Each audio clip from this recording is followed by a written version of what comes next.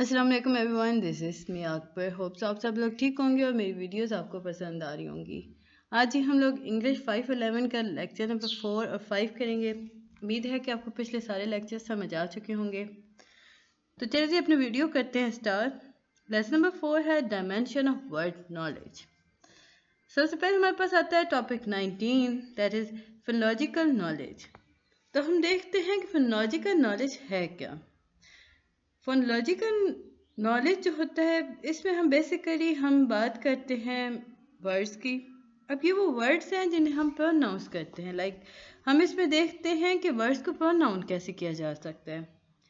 देखिए, हमारे पास दो वर्ड्स होते हैं। जैसे आप सबको पता है कि दो वर्ड्स को हम होमोफोन्स कहते हैं, जिनको हम स्पेल डिफरेंटली करते हैं लेकिन उन्हें हम बोलते सेम हैं, सच एज बेयर और बेयर।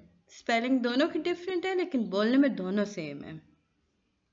इसी तरह हम एक्सपीरियंस करते हैं tip of the tongue. Taught का एब्रीविएशन अगर एमसीक्यूज में आ जाती है तो याद रखिएगा, टॉट का मतलब होता है टिप ऑफ द टंग। अब ये वो फिनोमेना है जिसके अंदर हम कह सकते हैं कि हम इसमें नॉट क्वाइट सक्सेसफुल रहे बिकॉज इसे रिट्राइव करने के लिए। बट हम कुछ चीज़ें ऐसी होती हैं जिन्हें रिमेंबर रख लेते हैं, लाइक उनकी साउंड्स हो गई। अब वो साउंड जैसे भी आपके सामने आएंगे, आपका फ़ौरन से वो लफ्ज़ आपके कॉन्शियस में आ जाएगा, आप उसे बोल सकते हो। अदरवाइज उन साउंड्स को अपने दिमाग में रखना या उन्हें याद रखना क्वाइट डिफ़िकल्ट होता है, या उन वर्ड्स को कैसे प्रोनाउंस किया जा रहा होता है। अब ये जो फिनोमेना था, इसे डिस्क्राइब किया था vividly by William James. William James ने कहा था कि जब हम रिकॉल करते हैं फॉरगेटन नेम्स को, तो होता क्या है कि हमारा जो कॉन्शियस होता है वो पेकुलर होता है, इसमें गैप्स होते हैं। बट ये जो गैप्स होते हैं ये मेयर फॉर्म में नहीं होते, ये इंटेंसली एक्टिव गैप्स होते हैं। तो होता क्या है कि थोड़ी कोशिश के बाद हम नाम को दोहरा लेते हैं, हम नाम को याद कर लेते हैं, हमें पता चल जाता है कि ओके फाइन, ये नाम था। टॉपिक 20 है आपके पास फोनोलॉजिकल नॉलेज के अंदर कॉन्सेप्चुअल और एम्पेरिकल इश्यूज। अब जब हम बात करते हैं कॉन्सेप्चुअल और एम्पेरिकल इश्यूज को कैसे एड्रेस किया जाए, तो हमारे दिमाग में एक सेंट्रल क्वेश्चन आता है कि क्या फोनोलॉजिकल नॉलेज जो है वो डिफरेंट है लिंग्विस्टिक नॉलेज से। तो जब हम देखते हैं इसका आंसर, तो हमारे सामने आया कि बर्टन रॉबर्ट, कार और डेकोरे, इन्होंने शो किया था, इन्होंने रिसर्च की कि 4 मेन व्यूज हैं जो कि कंसर्न करते हैं गोल्स को और मेथड ऑफ लॉजिकल थ्योरीज को। अब ये जो मेन गोल्स थे, इन्हें हम लेटर ऑन फिलोलॉजिकल नॉलेज से डिराइव किया गया था। अब वो क्या थे आपके पास, हम उन्हें देखते जाते हैं। फर्स्ट है आइसोलेटिव, सेकंड है आपके पास फंक्शनल, थर्ड वन है फॉर्मल और इंटीग्रेशन और यूनिफाइड। अब जब हम बात करते हैं आइसोलेटेड व्यू की, तो हमारे सामने आया कि इसे ब्रूमबर और हेले ने प्रपोज किया था और इसे एंडोर्स किया था चमस्काय ने। अब उसने कंसिडर किया था फिलोलॉजी को कि वो एक डिफरेंट स्टेट ऑफ लैंग्वेज है, इसमें डिफरेंट लैंग्वेज फैकल्टी यूज़ हो रहे होते हैं। इसमें हम देखते हैं कि पेरिफेरी है रेदर देन कोर। अब जो फंक्शनल व्यू है ये कॉन्ट्रास्ट होता है आइसोलेटेड व्यू का। इसे भी बर्टन रॉबर्ट ने प्रपोज किया था, उसने सपोर्ट किया था ओहाला, लिंड ब्लूम, बाइबे और हाइस के मेथड को, यानी उसके वर्क को। इन 3-4 लोगों के वर्क को इसने सपोर्ट किया था और उसने बताया था कि फंक्शनल व्यू जो होता है, इसमें हम बात करते हैं फोनोलॉजी की, तो वो ग्राउंडेड होती है। फॉर्मल व्यू जो होता है अगर हम देखें तो इसे रिप्रेजेंट किया था हेल और रेस ने। अब इसमें उसने रिसर्च किया तो उसने बताया था कि जो फोनोलॉजी है इसमें साइन लैंग्वेज यूज हो रही होती है। नेक्स्ट आपको बताते हैं कि टॉपिक 21 के अंदर सिंथेटिक नॉलेज। अगर हम सिंथेटिक नॉलेज की डेफिनेशन देखें तो हमारे सामने आता है कि जब जो ये वो नॉलेज है, किसी भी लफ्ज़ की ये वो नॉलेज है जिसे हम यूज़ करते हैं as a part of speech. अब पार्ट ऑफ स्पीच के अंदर हम देखें तो हम देखेंगे कि हम वो वर्ड्स यूज़ करते हैं जो उससे बिलोंग कर रहते हैं। दो वर्ड्स बिलोंग करते हैं सेम सिंथेटिक कैटेगरी के, और जिनके अंदर सब्स्टिट्यूट और होता है दूसरे सेंटेंस के अंदर, like the ageing pain is turn the audience. अब ये आपके पास एग्जांपल थी, इसे हमने रिप्लेस कर दिया किसी नंबर ऑफ वर्ड से, like wealthy, poor, fat, Salman, so on. तो इसमें हम बात करते हैं सब्स्टिट्यूशंस की। तो जब हमने बात की ना कि इसमें हमने चेंजेस ला दी, the ageing pain stun the audience, stun the wealthy audience हो गया, स्टन द पुअर ऑडियंस हो गया, stun the fat on the Solomon aging pianist. तो हम इस तरह भी पियानिस्ट जो होता है हम इस तरह भी इसे चेंज कर सकते हैं। तो आपके पास एक लाइन थी, आपको क्वेश्चन आ जाता है कि आप इसे चेंज करें, the ageing pianist stun the audience. तो इसे कैसे चेंज करना है? तो आप इसमें कुछ भी ऐड कर सकते हो, wealthy, poor, fat, Solomon, so on, जो आपको मर्जी है। बस आपने एक स्टेट चेंज कर दी सेंटेंस की। इसमें हमें बताया गया कि रूल्स के अकॉर्डिंग दो तरह के होते हैं, one class word, two class word. जब हम ग्रामेटिकली ट्रेडिशनली देखते हैं तो ग्रामेटिकल थ्योरी जो था उसे रिकग्नाइज किया गया था कि उसमें सिंथेटिक कैटेगरीज होती हैं, लाइक नाउन हो गया, वर्ब हो गया, एडजेसेंट हो गया, एडजेक्टिव हो गया, एडवर्ब हो गया, प्रोनाउन हो गया, प्रपोजिशंस हो गई, कंजंक्शंस हो गई, इंटरजंक्शंस हो गई। लेकिन हम जब साइकोलॉजिकल वेंटेज पॉइंट देखते हैं तो हमें पता चला जो कैटेगरीज हैं इन्हें दो ग्रुप्स में डिफाइन करती है। क्या? ओपन क्लास वर्ड, जिसे कभी कभार हम कहते हैं कंटेंट वर्ड, इसमें नाउन, वर्ब, एडजेक्टिव, एडवर्ब, और सेकंड था आपके पास क्लोज क्लास वर्ड। अब इसमें इसे हम कभी कभार कहते हैं फंक्शनल वर्ड। तो इसमें हम लाते हैं determiner, pronoun, preposition, conjunction, interjections. अब जो न्यूरोलॉजिस्ट थे, यानी न्यूरोलॉजिस्ट जो थे, इन्होंने देखा कि कुछ पेशेंट हैं जो कि सफ़र करते हैं एग्रीमेटिज्म कंडीशन में, यानी कि हम कहेंगे कि जो पेशेंट है वो सफ़र कर रहा है एक कंडीशन के थ्रू, उसे कहते हैं एग्रीमेटिज्म। अब एग्रीमेटिक पेशेंट जो होता है वो फ्रिक्वेंटली ओमिट करता है क्लोज वर्ड को, लाइक वो इनफ्लेक्शनल एंडिंग्स को छोड़ देता है, ओमिट कर देता है। इसे हम काफ़ी डिटेल में लेटर डिस्कस करेंगे। और इसमें अपने सेंटेंस में वो उसे ओमिट करेगा, लेकिन वो ओपन क्लास वर्ड को उसमें प्रिजर्व कर देगा या बेहतर तरीके से उसमें शो करेगा। इसके बाद ही हमारे पास आता है टॉपिक 22, जिसमें बताया गया था कि दो तरह की थ्योरीज दी गई थी। एक थ्योरी था लैंग्वेज को लेकर, लैंग्वेज एक्विजिशंस को लेकर, वो थी थ्योरी ऑफ यूनिवर्सल ग्रामर। अब इसे नोम चॉम्स्की ने एडवांस फॉर्म में लाया था। इसे हम कभी कभार कहते हैं कि जेनेटिक अप्रोच है, जनरेटिव अप्रोच है लैंग्वेज एक्विजिशन की। इस थ्योरी के अंदर हम बेसिक अजम्पशंस लेके आते हैं कि हार्ड वायर्ड चिल्ड्रन जो है वो हार्ड वायर हैं। जब हम लिंग्विस्टिक नॉलेज को देखते हैं तो हमें पता चला कि इसमें स्ट्रक्चर रिप्रेजेंटेशन हो रही होती है, और ये वो स्ट्रक्चर रिप्रेजेंटेशन है जो कि किसी भी एक्सपीरियंस के एब्सेंस में हो रही होती है। सेकेंड अप्रोच जो है इसमें usage based account of language acquisition था, जिसमें हम कंस्ट्रक्टिविस्ट अप्रोच को लेके आए, जिसे प्रमोट किया था अलीना लेवन ने, माइकल टोमेस्लो ने और दूसरे इसके साथ इनके साथियों ने मिलकर। लैंग्वेज एक्विजिशन जो थी इसमें रिसर्च वर्क हुआ, जिसके अंदर फ्रेमवर्क में अर्ज किया गया था कि बच्चे जो हैं वो एक्सपीरियंस से सीखते हैं। बहुत अगर मैं सिंपल करूँ तो जो हमारे पास यूनिवर्सल ग्रामर है ना, इसमें बताया गया कि बच्चे जो हैं वो ऐसे ही सीख लेते हैं विदाउट एक्सपीरियंस। लेकिन जो सेकंड अप्रोच थी जिसमें हम use based account of language acquisition में देखें तो इसमें हमें बताया गया था कि बच्चे एक्सपीरियंस ही से सीखते हैं। फर्दर हमारे पास आता है टॉपिक 23, मॉर्फोलॉजिकल नॉलेज। अब जो कोई एफर्ट जो आइडेंटिफाई करती है वोकेबलरी साइज को, उसे हम इवेंचुअली कन्फ्रंट करते हैं as a morphology of the language. Morphemes जो होते हैं ये basically smallest unit of meaning होते हैं किसी भी लैंग्वेज के अंदर। कुछ वर्ड ऐसे होते हैं जिनके अंदर सिंगल मॉर्फेम्स पाए जाते हैं। मॉर्फेम्स जो होते हैं वो एक ऐसे वर्ड हैं जिन्हें हम कह सकते हैं कि ये फ्री मॉर्फेम्स हैं। यानी कहा ये क्या कि कोई भी एफर्ट किसी वोकेबलरी साइज को समझने के लिए, आइडेंटिफाई करने के लिए की जाए, उसे हम कहते हैं कि मॉर्फोलॉजी है उस लैंग्वेज की। मॉर्फोलॉजी के अंदर मॉर्फीम्स पाए जाते हैं। मॉर्फीम्स क्या हैं? वो स्मॉलेस्ट यूनिट्स ऑफ मीनिंग होते हैं किसी भी लैंग्वेज के अंदर। कुछ वर्ड जो होते हैं वो कंसिस्ट करते हैं सिंगल मॉर्फीम्स को। अब मॉर्फीम्स जिनके अंदर वर्ड पाया जाता है उसे हम कहते हैं फ्री मॉर्फेम्स। बाउंड मॉर्फेम्स जो होते हैं ये वो होते हैं जिनको साथ हम फ्री मॉर्फेम को अटैच कर देते हैं ताकि हम एक नया वर्ड बना सकें। देयर आर इनफैक्ट दो different kind of bound morpheme consider किए जाते हैं। इसके बाद हमारे पास आता है इन्फ्लेक्शनल मॉर्फेम्स। अब इन्फ्लेक्शन मॉर्फेम्स के अंदर हम देखते हैं तो बाउंड मॉर्फेम को ऐड किया जाता है और फ्री मॉर्फेम को भी एक्सप्रेस किया जाता है ग्रामेटिकल कंट्रास्ट इन सेंटेंस।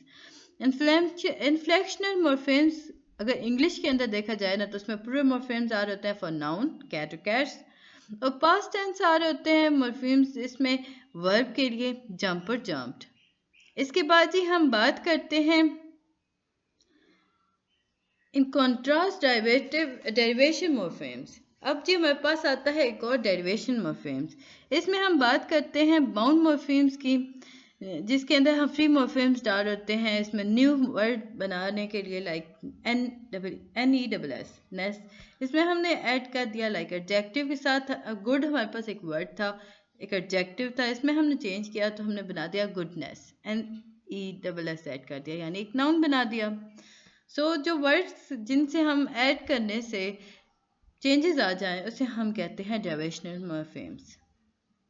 डेरिवेशनल मॉर्फेम्स ION भी चेंज करता है वर्ब को इनटू नाउन। जैसे ION जो है वो चेंज करेगा हमारी प्रोनाउंसिएशन को। अब जैसे कि हम बात करते हैं सेकंड D को, हमने डिसाइड बात की, इसमें हमने D को यूज़ किया, हमने D को चेंज किया S से तो वो बन गया डिसीजन, और ION इसके साथ ऐड कर दिया तो ये हमें बस बन गया डिसीजन। जब हम किसी भी वर्ड को देखते हैं उसके इन्फ्लेक्शन और डेरिवेशनल मॉर्फेम्स को, तो डेरिवेशनल मॉर्फेम्स जो होते हैं वो याद रखिएगा फर्स्ट अप्लाई होती हैं। लाइक एक वर्ड है आपके पास, उसमें दोनों तरह के मॉर्फेम्स यूज़ हो रही हैं, तो याद रखें डेरिवेशनल मॉर्फेम्स को हम पहले अप्लाई करते हैं। अब आपके पास एक वर्ड है नेबरहुड्स। अब जो वर्ड के रूट देखी जाए तो हमारे पास आती है नेबर, और इसमें हमने डेरिवेशन मॉर्फेम ऐड किया था हुड, और इन्फ्लेक्शन मॉर्फेम हमारे पास था एस। अब जब हमने इसे अप्लाई किया तो हमारे सामने जो वर्ड बना ना वो नेबर्स हुड था, लेकिन अब जब हम इसे दोहराते हैं या जैसे हम बोलते हैं तो हम कहेंगे कि नेबरहुड्स, नॉट नेबर्सहुड। अगर हम सिंपल केस की बात करते हैं जिसमें प्लूरल मॉर्फेम्स आ रहे होते हैं तो हम देखते हैं कि अज्यूम करते हैं कि कोई भी इंसान जो होता है वो किसी बुक को जानता है, उसे रिकग्नाइज कर सकता है एज अ वर्ड। बुक और बुक्स जो होती हैं ये इनमें हम काउंट करते हैं एज जस्ट वन वर्ड। दूसरे मॉर्फेम्स जो होते हैं जिसमें ER यूज हो रहा होता है वो कुछ मेयर प्रॉब्लम क्रिएट कर देते हैं। कुछ केसेस में मॉर्फेम प्रोड्यूस करता है एक predictable shift in meaning as in run and runner. अब यहाँ पे रन था यानी भागना था, रनर जो भागने वाले थे। हमें पता चला कि कभी कभी मॉर्फेम्स ऐड करने से ड्रामेटिकल चेंजेस आ जाती हैं। इसके बाद ये हमें बताया गया कि a base word can stand all by itself and tell us what the word is about. It is the power of word. याद रखें, पावर ऑफ वर्ड को हम बेस वर्ड कहते हैं। गॉडविन और आहन ने मॉर्फोलॉजिकल अवेयरनेस को देखा, उसके इंस्ट्रक्शंस को बात की। उसने बताया कि जो कि चिल्ड्रन जो स्पीच की तरफ लेके जा रहे थे या जो सीख रहे होते हैं वो मॉर्फेम्स के अकॉर्डिंग सीख रहे होते हैं। अब स्कूल एज का जो बच्चा है वो रिसीव करता है एक्सप्लिसिट मॉर्फोलॉजिकल अवेयरनेस इंस्ट्रक्शन, और इसमें हम बात करते हैं कि वो इसमें इम्प्रूवमेंट ला सकता है सिग्निफिकेंटली लिंग्विस्टिक एरियाज के अंदर जब उसे फोनोलॉजिकल अवेयरनेस आ जाएगी। मॉर्फोलॉजिकल अवेयरनेस भी उसे पता चल जाएगी, यूँ उसकी वोकेबलरी नॉलेज जो होगी वो इंक्रीज हो जाएगी, वो रीड कर सकता है, वो स्पेल कर सकता है। उम्मीद है कि आपको ये सारी चीज़ें समझ आ रही होंगी। कहीं मेरे चैनल को लाइक और सब्सक्राइब जरूर कर दीजिएगा। वीडियो पसंद आती है तो कमेंट भी कीजिएगा, जो चीज़ नहीं समझ आती वो मुझसे पूछ लीजिएगा। जब हम बात करते हैं इंस्ट्रक्शंस की तो हम मॉर्फोलॉजिकल अवेयरनेस को देखें तो पता चला कि फोनोलॉजिकल अवेयरनेस को लेकर हम इम्प्रूव कर सकते हैं इंस्ट्रक्शंस को, जिसके अंदर हम अपॉर्चुनिटी प्रोवाइड करते हैं ताकि हम फैसिलिटेट कर सकें किसी भी स्किल को सक्सेसफुल होने के लिए, जिसमें हम वोकेबलरी कम्प्रीहेंशन यूज़ कर रहे होते हैं। इंस्ट्रक्शन जो होती हैं मॉर्फोलॉजिकल अवेयरनेस के अंदर वो इम्प्रूव करती हैं फोनोलॉजिकल अवेयरनेस को, बिकॉज मॉर्फोलॉजिकली बेस्ड इंस्ट्रक्शन जो होती है वो इनकॉपरेट करती हैं विद अवेयरनेस ऑफ फिनोम्स। तो अब उसकी साउंड्स हो गई, उसकी लाइकिंग हो गई, उसकी इन्फॉर्मेशन होगी किसी भी वर्ड की मीनिंग की। जब हम वोकेबलरी को देखते हैं तो हमें पता चला कि वोकेबलरी जो है ये फंडामेंटल रोल प्ले करती है किसी भी बच्चे की एबिलिटी के कम्युनिकेट करने की एबिलिटी को। अब उसकी वोकेबलरी स्किल्स होंगी, वो बताएगा कि वो किस तरह अच्छे से रीड कर सकता है, उसे समझ सकता है और दूसरे स्पेल भी कर सकता है। इसके बाद ये हमारे पास आता है इंटरवेंशन जो होती हैं वो रिकग्नाइज की जाती हैं by the way of meaning and pattern. किसी भी वर्ड की इंटरवेंशन को हम रिकग्नाइज कर सकते हैं उसके मीनिंग और उसके पैटर्न्स में, जिसमें एक्टिविटीज़ को हम देखते हैं और इस एक्टिविटी के थ्रू हम वर्ड की बिल्डिंग करते हैं। उम्मीद है कि आपको ये लेक्चर समझ आया होगा। काइंडली मेरे चैनल को लाइक और सब्सक्राइब जरूर कीजिएगा। अब बेल आइकन को भी प्रेस किया करें, आप लोग बिल्कुल नहीं कर रहे होते। लेसन नंबर 5 करते हैं start, organisation of internal lexicon. सबसे पहले हम देखते हैं कि सिमेंटिक नॉलेज, टॉपिक 25। इसमें हम देखेंगे कि सिमेंटिक नॉलेज है क्या। बट इसे शुरू करने से पहले हमें पता होना चाहिए कि सेंसेस और रेफरेंसेस क्या हैं। जब किसी भी वर्ड का हम रिलेशनशिप देख रहे होते हैं, अब उस वर्ड का रिलेशनशिप विद थिंग्स या किसी दुनिया की किसी भी चीज़ के साथ हम उसे रिलेट कर रहे होते हैं तो हम उसके रेफरेंस के बारे में बात करते हैं। अब जब थिंग्स देखी जा रही है ना किसी भी वर्ड के अंदर से, मतलब किसी दुनिया की कोई भी चीज़ देख लेना, तो हम उस वर्ड को उससे रिलेट करेंगे तो हम कहेंगे कि ये रेफरेंट होता है वर्ड का। यानी रेफरेंस करना, किसी भी लफ्ज़ को दुनिया की किसी भी चीज़ से कंपेयर कर देना, आसान सा इसकी डेफिनेशन है। अब यहाँ पे हमें देखिए सेंटेंस, अभी तक हम पता चला कि सेंटेंस किसी वर्ड के 2-3 मतलब हो सकते हैं, यानी कि कोई भी वर्ड एग्जैक्ट मीनिंग नहीं रखता, उसके मुख्तलिफ डेफिनेशंस होती हैं। फॉर इंस्टेंस हम यहाँ पे लेते हैं कि there is a brown cow grazing in the field. जब हमने यहाँ पे देखा इसका मतलब सेंटेंस का, तो हमें पता चला कि इसकी ट्रुथ कंडीशन क्या है। क्या ये कंडीशन जो है वो ट्रुथ है भी या नहीं। हमने कहा कि there must be a cow, it must be a brown, हमने कंप्लीट कर दिया ना, there is a brown cow यानी स्पेसिफिक कर दिया। तो हमें यहाँ तक पता चला कि काउ का होना लाजमी है, उसका ब्राउन होना भी लाजमी है। देन हमने कहा कि ग्रेजिंग इन द फील्ड। तो जब इसका हम ट्रुथ कंडीशन देख रहे हैं तो हमने पहले बात की एक काउ का होना ज़रूरी है, एक उसका ब्राउन होना ज़रूरी है और उसका ग्रेजिंग करना फीड के अंदर भी ज़रूरी है। और ये सारी बातें हमें सेंटेंस से शो हो गई। इसके बाद ही हमारे पास आते हैं कि meaning and develop through following वे। अब हम मीनिंग कैसे बनाते हैं।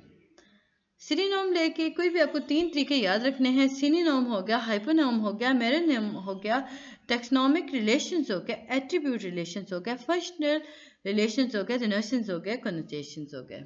तो ये इन सारी चीज़ों के होते हुए आप किसी भी लफ्ज़ का, सेंटेंस का मतलब बनाते हो। टॉपिक 26 है the concept of semantic network. Semantic network और नेट जो है ये ग्राफिक नोटेशंस होते हैं किसी भी नॉलेज को रिप्रेजेंट करने को। अब वो नॉलेज जो होती है वो इन पैटर्न ऑफ इंटरकनेक्टेड नोड और आर्क के थ्रू रिप्रेजेंट होती है। जैसे कि हमने शुरुआत में बात की थी कि के को किस तरह लिखा जाता है, उसमें कितनी पैरेलल लाइंस हैं, कितनी सिंगल लाइंस हैं, तो वो सारी चीज़ें इसमें हम देखते हैं सिमेंटिक नॉलेज के अंदर। इसके बाद है डेफिनेशन ऑफ नेटवर्क। इसमें हम एम्फसाइज करते हैं सब टाइप या किसी भी चीज़ का रिलेशन। अब ये रिलेशन जो होता है ये कॉन्सेप्ट टाइप और न्यूली डिफाइंड सब टाइप के साथ होता है।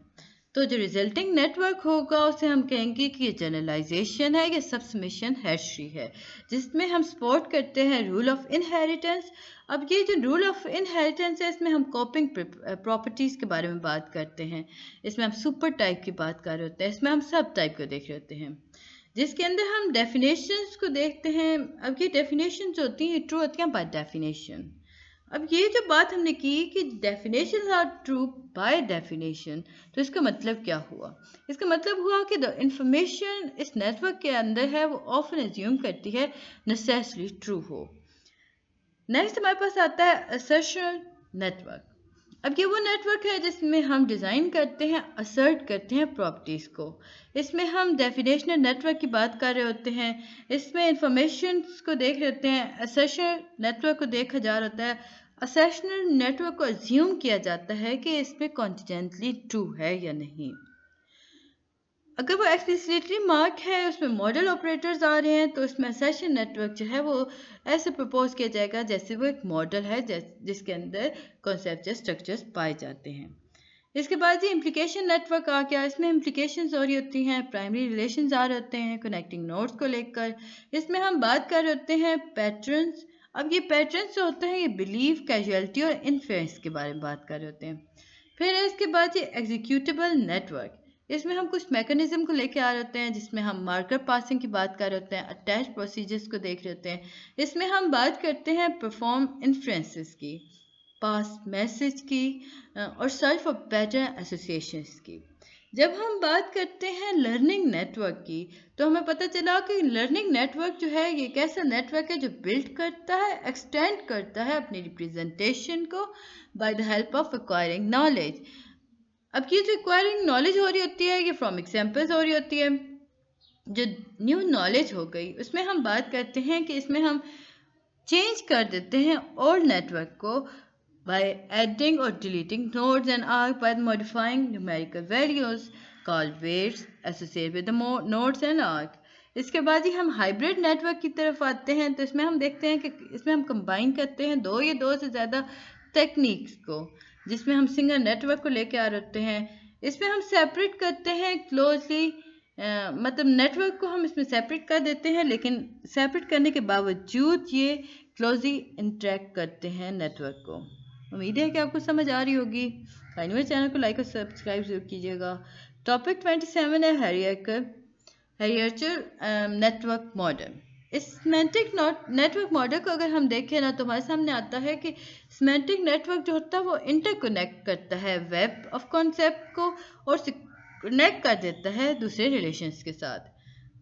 इन हायरार्चिकल नेटवर्क मॉडल जब हम स्टोर करते हैं नॉलेज, किसी भी वर्ड की नॉलेज को in form of semantic network, इसमें सेम वर्ड जो होता है उसमें उसे रिप्रेजेंट किया जाता है हर नोड के ऊपर। टॉपिक 28 में हम बात करते हैं स्प्रेडिंग एक्टिवेशन मॉडल। अब स्प्रेडिंग एक्टिवेशन मॉडल एक ऐसा नेटवर्क मॉडल है जिसमें हम स्ट्रिक्टली हायरार्चिकल होते हैं। इसमें हम एक्टिवेशन स्प्रेड कर रहे होते हैं, इसमें एक नोड को दूसरे नेबरिंग नोड की तरफ लेके जा रहे होते हैं। टॉपिक 29 के अंदर हम एडवांटेजेस देखते हैं और डिसएडवांटेजेस देखते हैं सिमेंटिक डिफरेंशियल्स केस की। और स्कोर सिमेंटिक डिफरेंशियल्स जो हैं इनमें हम एप्लीकेशंस लेके आते हैं, जिसमें हम जर्नल अटैम्प्ट्स की बात करते हैं। अब ये जो जर्नल अटैम्प्ट्स होती हैं इसमें हम मेजर कर रहे होते हैं सिमेंटिक और मीनिंग ऑफ वर्ड को, जिसमें हम पार्टिकुलरली एडजेक्ट करते हैं, एडजेक्टिव यूज़ कर रहे होते हैं। इसमें रेफरेंट कॉन्सेप्ट आ रहा होता है। अब जो रिस्पोंडेंट होता है उससे कहा जाता है कि वो चूज़ करे कि उसकी पोजीशन है क्या उस स्केल के अकॉर्डिंग, यानी कि फॉर एग्जांपल एजुकेट और इनएजुकेट, यानी कि आपको दिया जाता है दो तरह के ऑप्शंस दिए जाते हैं, या तो आपने इसमें राइट जाना है या लेफ्ट जाना है। आप कहोगे गुड या इविल, या तो वैल्यूएबल हो गए या वर्थलेस हो गए। जब हम सिमेंटिक डिफरेंशियल्स की बात करते हैं तो इसमें हम ओपिनियन को मेजर करते हैं, एटीट्यूड को देखते हैं, हम इसमें वैल्यूज़ को देख रहे होते हैं, साइकोमेट्रिकली कंट्रोल कर रहे होते हैं स्केल को। ऑस्कॉट ने बताया, ऑस्कॉट और उसके कलीग ने बताया, परफॉर्म किया बेसिकली कि फैक्टर एनालिसिस लार्ज कलेक्शंस को लेकर अगर हम देखें तो उसे कैसे परफॉर्म किया जाता है। तो पता ये चला कि large collections of semantic differential scales को यूज़ करते हुए हम 3 किस्म के रिकरिंग एटीट्यूड की तरफ जाते हैं, जिसमें हम यूज़ करते हैं वर्ड और फ्रेजेस को। इसमें हम एवोल्यूशंस ले रहे होते हैं, पोटेंसी की बात कर रहे होते हैं, एक्टिविटी की बात कर रहे होते हैं। एवोल्यूशन लोड जो होता है वो हाईएस्ट होता है एडजेक्टिव पेयर यानी गुड और बैड पर। स्ट्रॉन्ग वीक एडजेक्टिव पेयर जो होता है ये डिफाइन करता है पोटेंसी फैक्टर। अब जब हम एडजेक्टिव पेयर की बात करते हैं तो हमारे पास एक्टिव पैसिव आ जाता है, जिसमें हम डिफाइन करते हैं एक्टिविटी फैक्टर्स को। अब इन 3 डायमेंशंस को लेकर अगर हम चलें तो हमारे पास जो इफेक्टिव मीनिंग आता है उसमें हम बात करते हैं क्रॉस कल्चर यूनिवर्सल की, जिसमें हम डजन ऑफ कल्चर्स को स्टडी करते हैं। टॉपिक 30 है आपके पास सिमेंटिक बैरियर्स। अब जब हम वर्ड्स की बात करते हैं, साइंस की बात करते हैं, सिंबल्स की बात करते हैं, तो हमारे सामने आया कि ये सारी चीज़ें डिफरेंट होती हैं from one person to another. एक ही वर्ड जो होता है उसके 100 ऑफ मीनिंग्स होते हैं। सो हमें पता चला कि same word might have 100 of meaning. जब हम बात करते हैं मैसेज की तो हमने इसे सेंड किया, सेंड मैसेज टू रिसीवर। तो इसमें हमने देखा कि इसे इंटरप्रेट किया गया wrongly in communication process causing misunderstanding between them. अब ये क्यों हुआ? क्योंकि इसमें डिफरेंट सिचुएशंस आ गई कि डिफरेंट सिचुएशंस जिन्होंने सिमेंटिक फॉर्म बनाया था, जैसे कि रिलेट किया, अराइज किया डिफरेंट मीनिंग ऑफ वर्ड को और सिंबल्स को। अब जो सेंडर था उसने किसी और मतलब के थ्रू वो सेंड किया मैसेज, और रिसीवर ने जब उसे रिसीव किया तो उसके पास उसने जब उसे पढ़ा तो उसे कम्युनिकेट किया, उसे उसके मीनिंग ज़रा डिफरेंट लगे। तो हम इस आपको प्रोसेस कहते हैं कि इसमें सिमेंटिक बैरियर्स आ गए। तो इसमें हम देखते हैं कि अब ये जो बैरियर्स होते हैं ये बेसिकली अराइज होते हैं due to language, education, culture and place of origin. और इसमें हम बात करते हैं एक्सपीरियंस की। उम्मीद है कि आपको ये वीडियो पसंद आई होगी, हर चीज़ समझ आ चुकी होगी। मिलते काइंडली मेरे चैनल को लाइक और सब्सक्राइब जरूर कर दीजिएगा। मिलते हैं जी नेक्स्ट लेक्चर में, तब तक के लिए अल्लाह हाफिज़।